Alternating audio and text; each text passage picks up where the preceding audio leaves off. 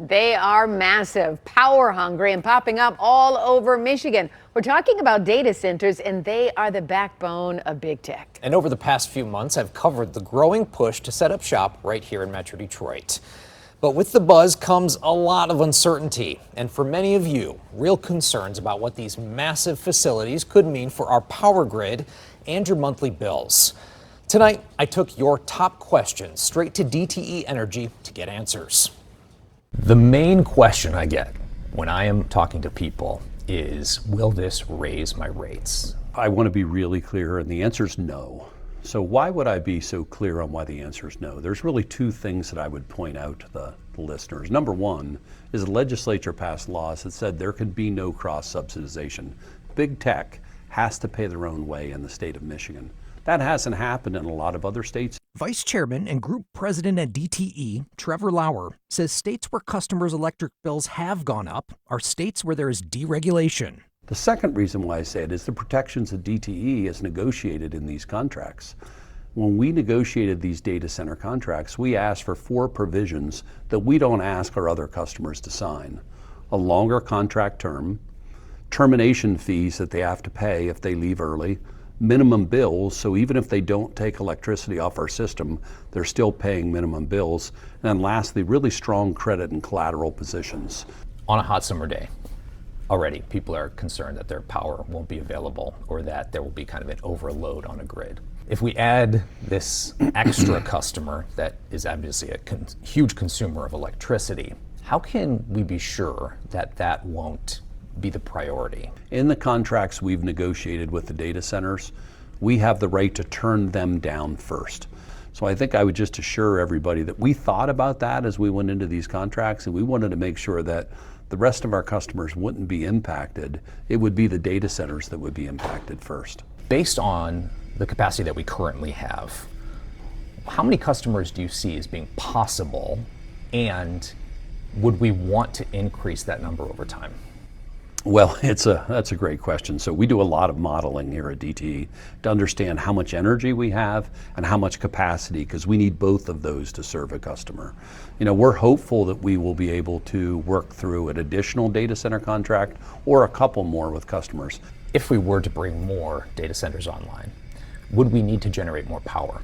Yes, without a doubt. Within Michigan, we need to generate more power. I also asked about the back and forth in December of last year between DTE, the Michigan Public Service Commission, and Attorney General Dana Nessel over contracts to power the Stargate data center project in Saline Township. There was a lot of accusations about secret contracts and about speed process when trying to get these approved. From DTE's perspective, how did you look at that negotiation? Well, the state of Michigan was chosen by that customer in a very competitive process to host a data center. What the customer asked us to do was to meet their timeline for construction. So we agreed to file with the Michigan Public Service Commission and ask for an accelerated timeline to meet what our customer needed.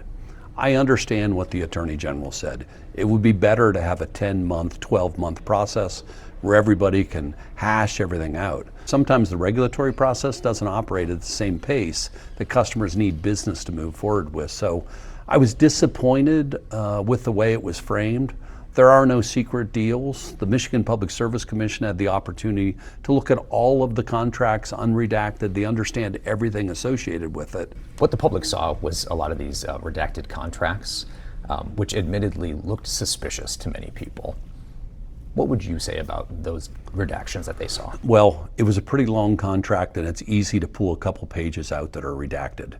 There were many. In fact, I would argue 95% of the contract was not redacted.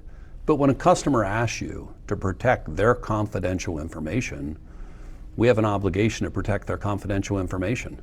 And that's what we did. I think I was just surprised that the Attorney General said that even she didn't give an unredacted copy. Yeah, well, the Attorney General was not a party to the approval of the case. There's been a lot of hay made of the fact that this data center, when it was coming to Saline Township, a lot of people feel like it was against their will, right? They initially rejected the data center coming to their area, and then they got sued, and then the data center was coming to their area. What would you say to people when they consider DTE's role in that equation? Well, first I'd say all of the data centers that are trying to get located not only here in Michigan but across the United States need to be very transparent with the communities they're going into. Talk about who you are, talk about the benefits of the data centers, talk about why you chose the location. You know, in that case, we were not actively involved in the Selene process, but I think the more transparent you can be, the better chance you have of locating a facility.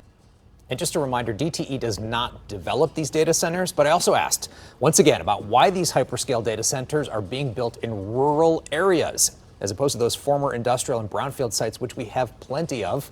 He told me that they're trying to be out of the way, in the background, and typically they're looking for sites with between 500 and 1,000 acres of space. That's just not the option right now. Got it. Real quick question. How long are these contracts? To be determined, but it's for a long time. A long time. Okay. Yeah. Long time. You can find all of our data center stories right now at WXYZ.com.